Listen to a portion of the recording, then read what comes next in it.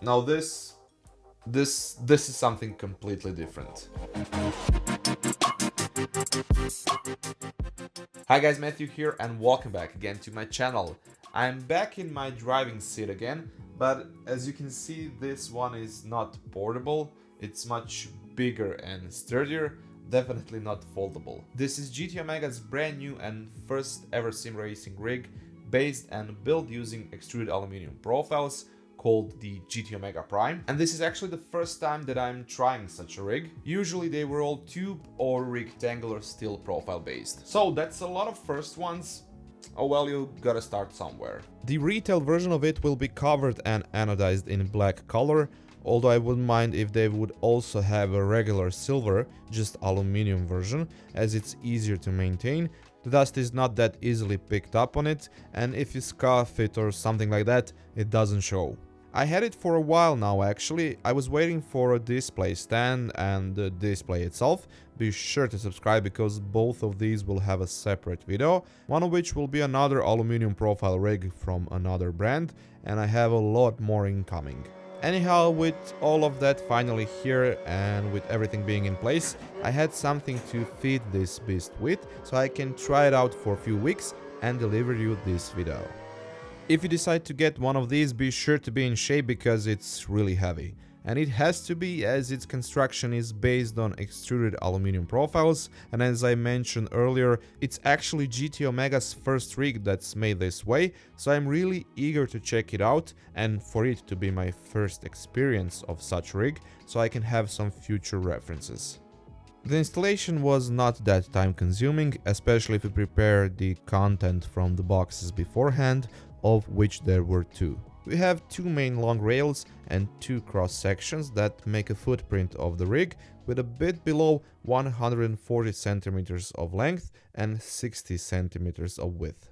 The racing seat came in a separate box, and as of now you can get the rig pre-configured with the RS06 or the RS09 model, while you can choose to put your own.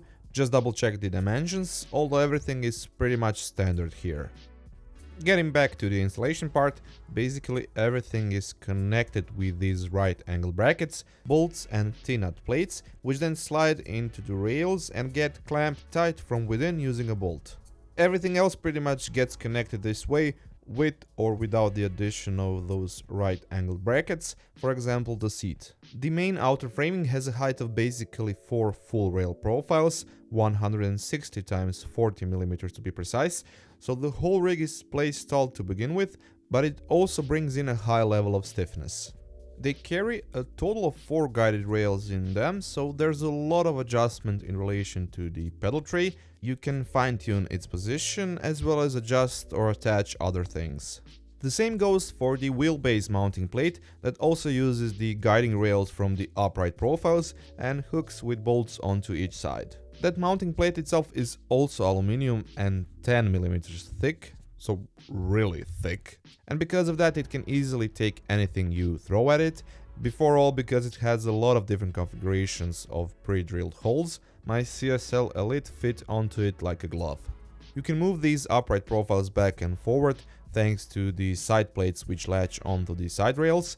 Just have in mind that it's not so easy to align everything, it does need a lot of force to be moved around, plus be sure to loosen the bolts enough so you don't end up scratching the frame when something else is pressed against it and you start dragging it in different directions. Be extra careful when assembling the rig that everything is where you want it to be. Double check the measures, see if the leveling is good, because it can turn into a hassle if you need to correct something later on. And basically everything can be moved like that, even the mounting rails for the seat, while the seat itself can of course be moved back and forward as per usual, as it sits on its own rails. Back here you can notice that there is a cross section that connects one side to another, making the whole rig even more rigid and enabling you to put those cross rails for the seat.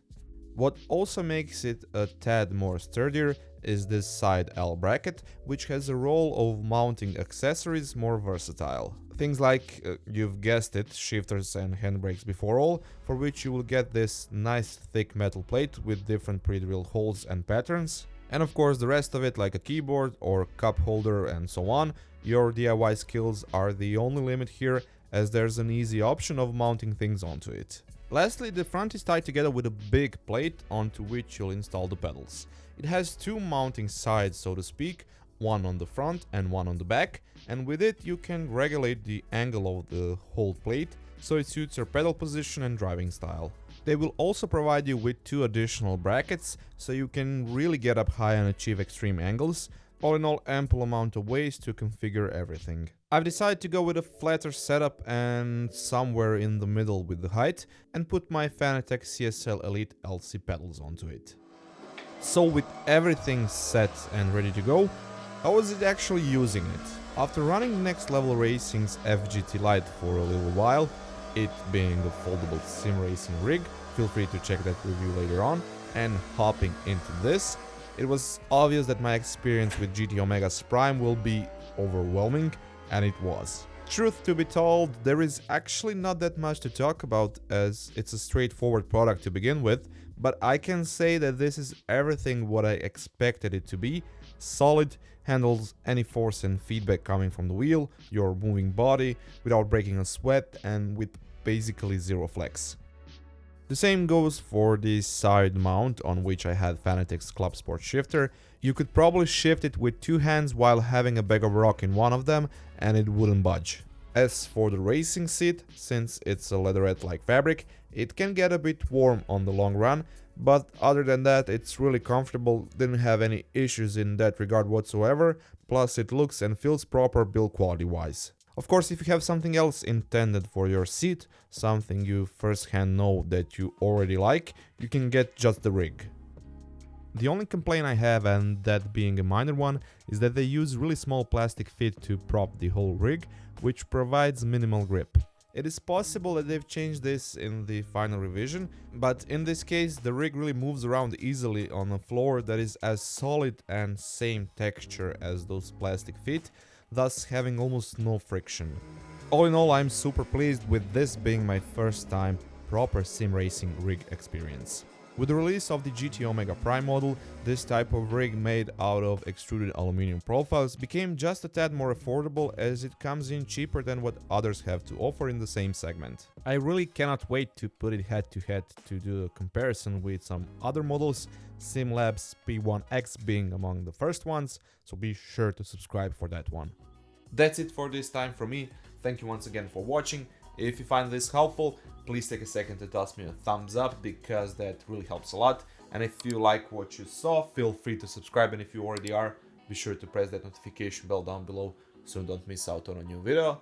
And until then, catch you later guys.